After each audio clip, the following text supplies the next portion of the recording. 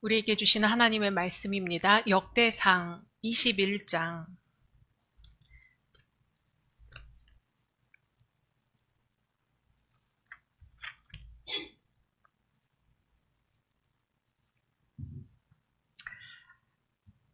역대상 22장인데 1장으로 잘못 적혔네요. 제가 대표해서 봉독하겠습니다. 역대상 22장 1절입니다. 다윗이 이르되 이는 여호와 하나님의 성전이요 이는 이스라엘의 번제단이라 하였더라. 아멘.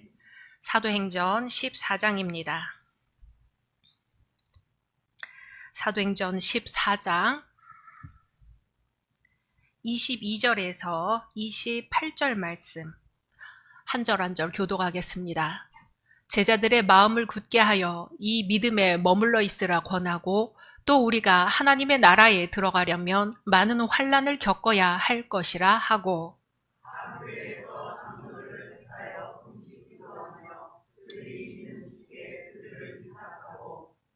비시디아 가운데로 지나서 밤빌리아에 이르러 거기서 배 타고 안디옥에 이르니 이곳은 두 사도가 이룬 그 일을 위하여 전에 하나님의 은혜에 부탁하던 곳이라.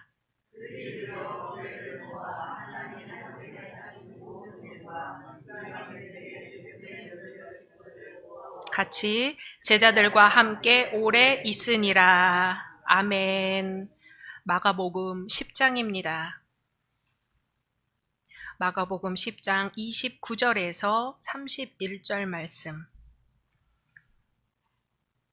마가복음 10장 29절에서 31절 말씀 같이 읽겠습니다. 예수께서 이르시되 내가 진실로 너에게 이르노니 나와 복음을 위하여 집이나 형제나 자매나 어머니나 아버지나 자식이나 전토를 벌인 자는 현세에 있어 집과 형제와 자매와 어머니와 자식과 전토를 100배나 받되 박해를 겸하여 받고 내세에 영생을 받지 못할 자가 없느니라. 그러나 먼저 된 자로서 나중되고 나중된 자로서 먼저 될 자가 많으니라. 아멘. 오늘 함께 예배 드리시는 모든 분들을 주님의 이름으로 환영하고 축복합니다. 올해 약속의 말씀 받으신 거 함께 암송하겠습니다.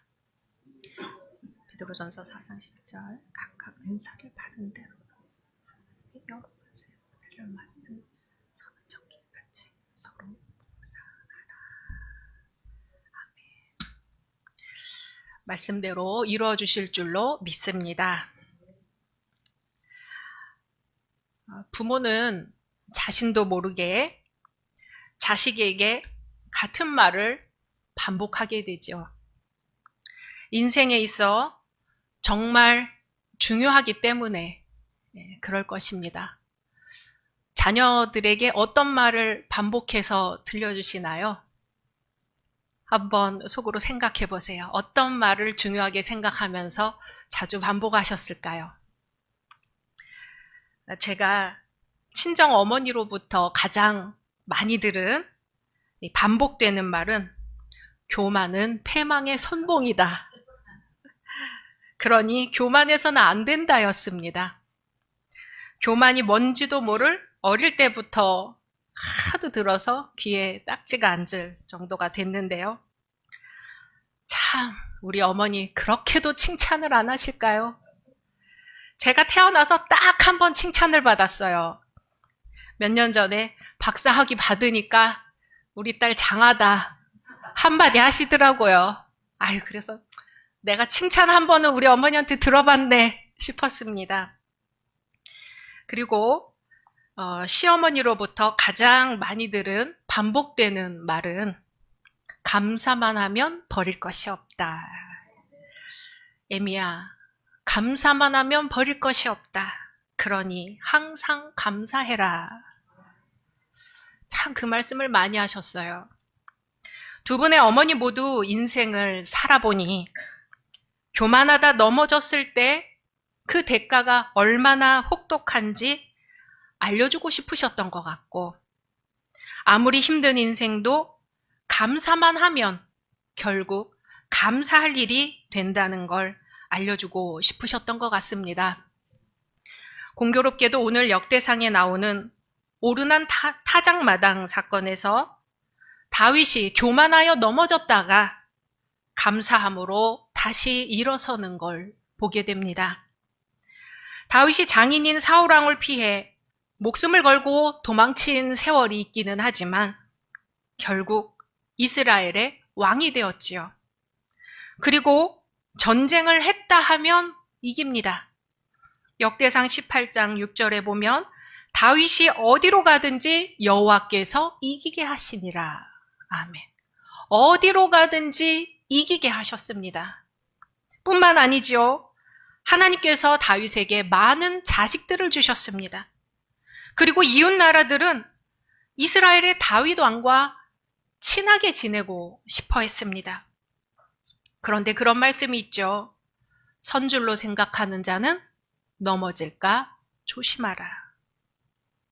다윗은 나라가 크게 융성하자 지금까지 베풀어 주신 하나님의 은혜와 능력을 새까맣게 잊어버리고 순간 자기 힘으로 나라가 그렇게 크게 발전하게 된 것으로 착각한 것 같아요. 사탄은 그러한 다윗의 교만한 마음을 틈타서 인구 조사를 할 것을 지시하지요.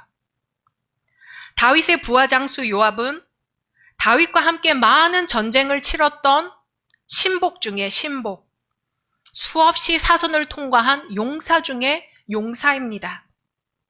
전쟁을 준비하기 위해서는 전쟁에 나갈 군사의 수가 얼마나 되는지 정도는 알아야 한다는 걸 아는 사람이죠. 그러나 요압은 다윗이 이스라엘의 수를 세도록 한 것을 반대했어요. 왕이시여, 이제까지 전쟁에서 승리한 것이 군사의 수 때문이 아니지 않습니까? 오직 하나님의 능력과 은혜만이 이제까지 이스라엘을 승리하게 하고 다윗 왕을 흥하게 하였던 것을 왜 잊으셨습니까? 요압은 다윗을 간곡히 만류했지만 이미 다윗의 마음은 교만해져서 요압의 말이 들리지가 않습니다. 인구 조사를 하라고 강행을 시키죠. 그래서 인구 조사가 실시되었습니다. 그리고 어떻게 됐나요? 하나님이 이 일을 괘씸히 여기사 이스라엘 백성을 치십니다. 다윗의 교만으로 이스라엘이 큰 피해를 입었어요. 이스라엘 백성에게 전염병이 돌아 7만 명이 죽습니다. 백성들이 죽어가는데 다윗이 눈을 들어서 보니까 여호와의 사자가 저 하늘과 땅 사이에 서서 칼을 이렇게 치켜들고 예루살렘을 향하여 서 있는 거예요.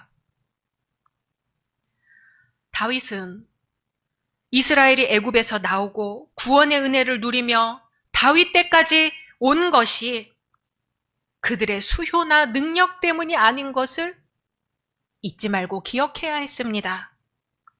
다윗은 일찍이 골리앗과 싸우면서 너는 칼과 단창으로 나오냐?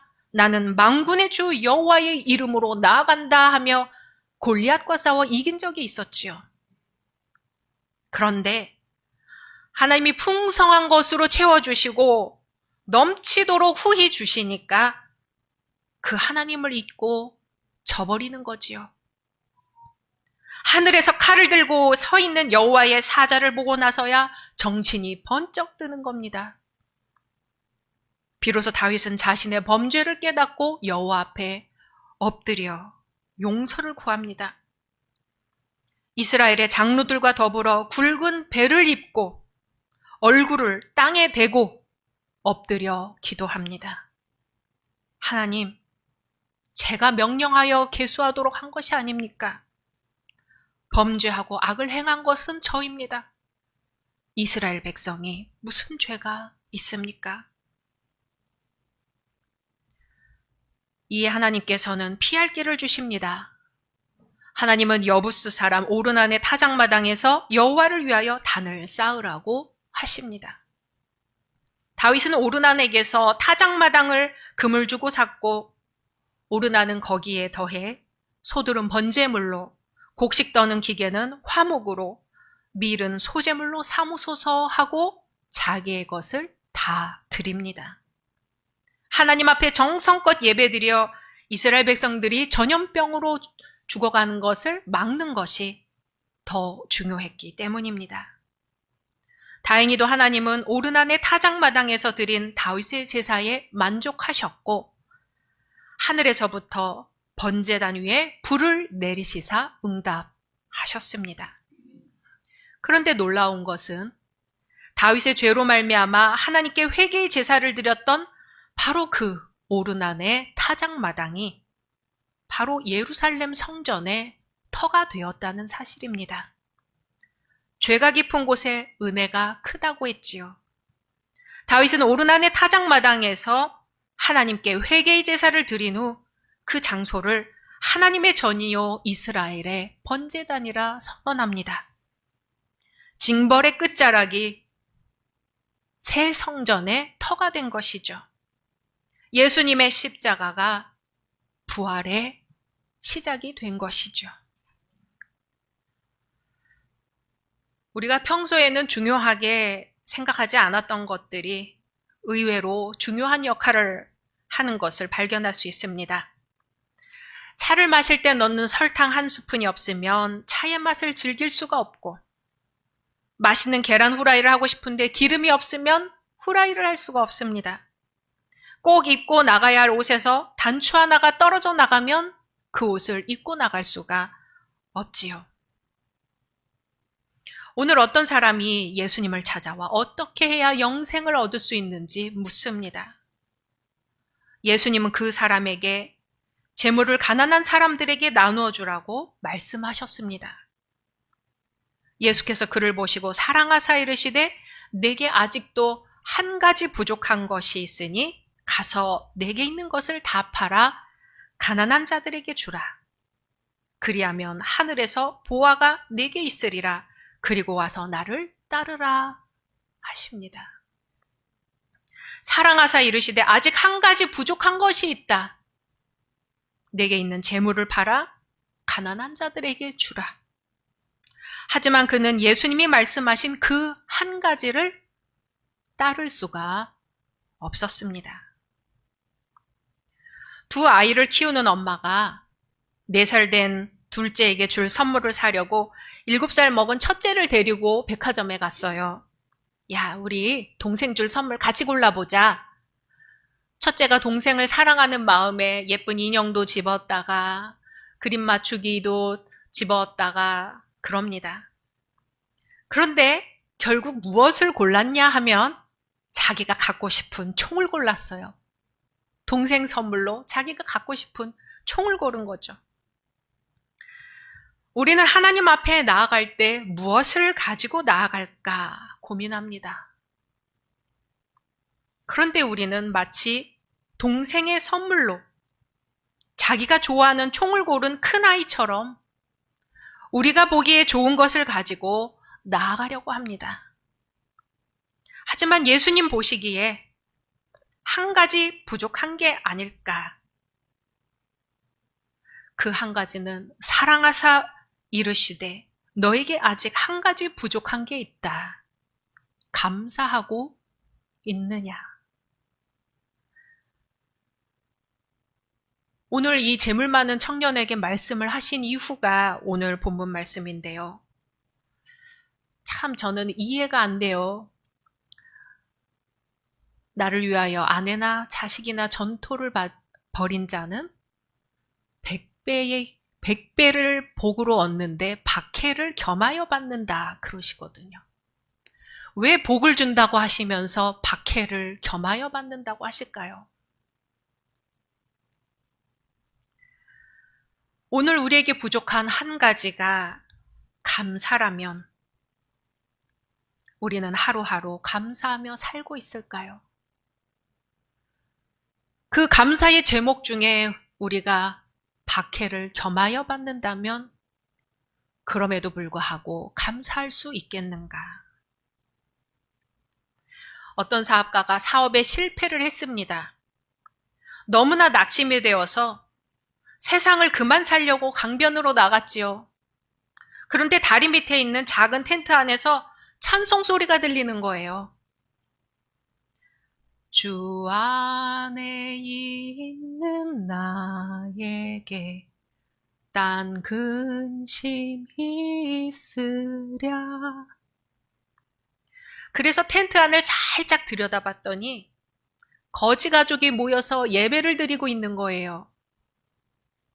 잠시 후 예배가 끝났는데 그때 마침 소방차가 이용 하면서 사이렌을 울리면서 지나갑니다. 그러자 아빠 거지가 아들에게 말하는 거예요. 아들아, 너는 감사해라. 아버지 잘 만나서 집에 불날 일이 없지 않느냐. 그 말에 아들이 맞장구를 치며 말했어요. 맞아요, 아버지 감사합니다. 우리 집은 불날 염려가 없어요. 그리고 아빠 거지는 자기 아내에게도 말했어요. 여보, 당신은 남편 잘 만난 것 감사하시오. 그러자 서로 웃음보가 터져서 눈물이 나도록 웃는 것이었지요. 사업가는 그 광경을 보고 큰 감동을 받았어요.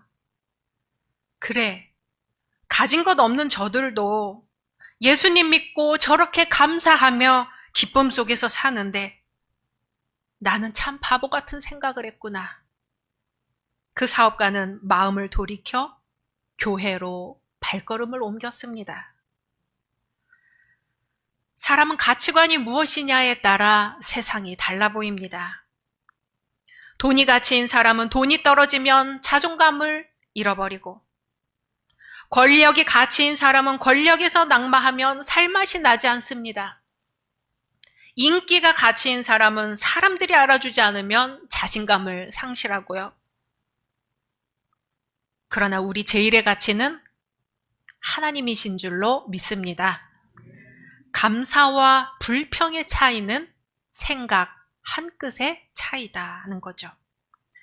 환경 조건이 아무리 좋아도 생각이 잘못되면 항상 원망, 불평으로 가득하게 됩니다.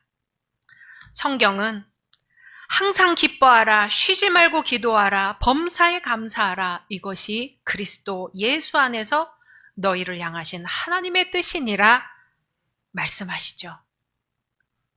우리는 그 말씀을 잊어버리고 항상 낙심하라, 쉬지 말고 원망하라, 범사에 불평하라, 이는 너희를 향한 사탄의 뜻이니라를 따라갑니다. 맥주감사주일이 꼭 1년에 6개월을 보내고 7월 첫째 주에 돌아옵니다. 학생들이 학교에서 기말고사를 보지요. 한 학기 동안 얼마나 성실하게 공부했는지 점검하는 시간이죠. 2023년에 반을 지내는 동안 감사 많이 하셨나요? 우리 신앙이 건강한지 건강하지 않은지 확인할 수 있는 바로미터는 바로 감사라고 합니다. 어떤 것이 감사할 조건이 되었을 때 우리는 감사하다, 고맙다 그러지요. 하지만 더 나아가 감사란 지금 이대로를 받아들이는 것입니다. 지금 이 자리에서 희망을 보는 것입니다. 지금 이 순간을 하나님 나라로 만드는 것입니다. 가진 게 없어 비록 다리 밑에 텐트 치고 살지라도 가족이 함께 예배드릴 수 있어 감사하고, 심지어는 불날 집이 없어 감사하기까지 합니다. 스스로 그런 처지에도 농담하고 배꼽 빠지게 웃을 수 있으니 얼마나 감사한가요? 우리는 얼마나 더 많이 가져야, 얼마나 더 많이 채워야 감사할 수 있을까요? 너희 몸은 거룩한 성전이라고 했지요. 우리 인생도 실패와 좌절과 낙심과 절망을 반복하면서 그제야 하나님을 찾고, 그제야 하나님께 회개하고, 그제야 하나님을 의지하면서 다윗이 오르난의 타작마당에서 성전 터를 잡았듯이 우리의 인생도 그렇게 성전으로 세워져 가는 것 같습니다. 하나님께서 믿음을 세우시는 방법 중 하나는 우리가 경험하는 시련을 통해서입니다. 때로 이러한 시련은 마치 나무에 가지치기를 하는 것처럼 우리가 더 많은 믿음의 열매를 맺도록 우리의 가지를 치시는 하나님의 방법입니다. 우리가 겪고 있는 시련들은 우리를 순결하게 하고 우리를 좀 더 그리스도를 닮은 모습으로 만들어가는 것이죠. 그러므로 우리는 시련 앞에 어떻게 반응하느냐가 중요합니다. 불평할 것인가? 그럼에도 불구하고 감사할 것인가? 바울과 바나바는 1차 선교 여행에서 많은 일을 겪었습니다. 오늘 본문에서 언급된 더베, 루스드라, 이고니온, 비시디아, 안디옥 등은 바울과 바나바가 눈물과 기도로 씨를 뿌리며 복음을 전한 곳이죠. 많은 열매를 맺었습니다. 로마 총독을 만나 복음을 전하여 그가 그리스도인으로 개종하는 사건도 있었지요.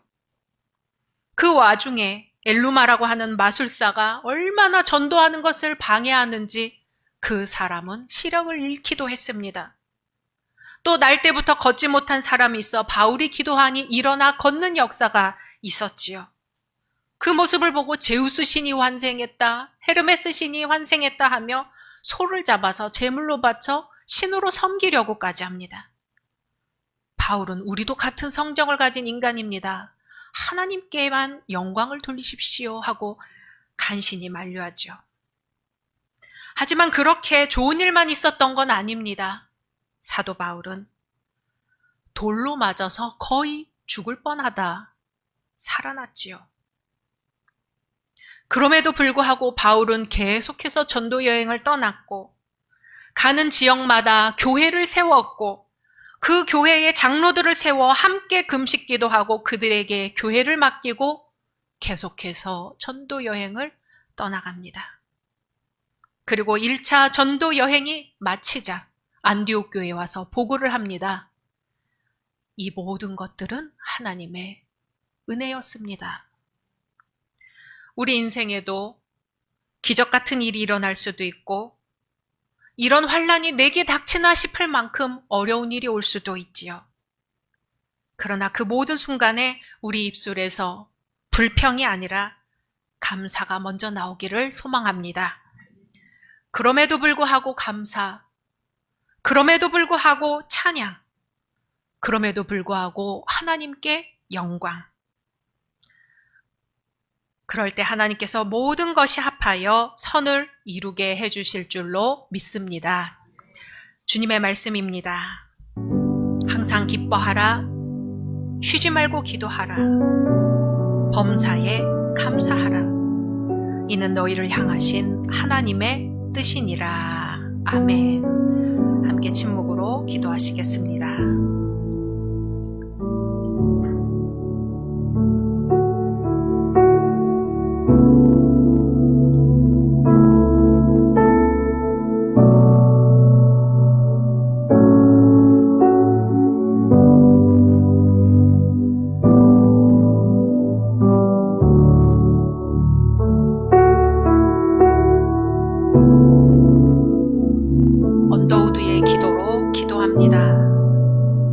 걸을 수만 있다면 더 큰 복은 바라지 않겠습니다. 누군가는 지금 그렇게 기도를 합니다. 설 수만 있다면 더 큰 복은 바라지 않겠습니다. 누군가는 지금 그렇게 기도를 합니다. 들을 수만 있다면 더 큰 복은 바라지 않겠습니다. 누군가는 지금 그렇게 기도를 합니다. 말할 수만 있다면 더 큰 복은 바라지 않겠습니다. 누군가는 지금 그렇게 기도를 합니다. 볼 수만 있다면 더 큰 복은 바라지 않겠습니다. 누군가는 지금 그렇게 기도를 합니다. 살 수만 있다면 더 큰 복은 바라지 않겠습니다. 누군가는 지금 그렇게 기도를 합니다. 놀랍게도 누군가의 간절한 소원을 우리는 다 이루고 살고 있습니다. 주님, 어떻게 해야 행복해지는지 고민하지 않겠습니다. 내가 얼마나 행복한 사람인지 날마다 깨닫겠습니다. 예수님의 이름으로 기도드립니다.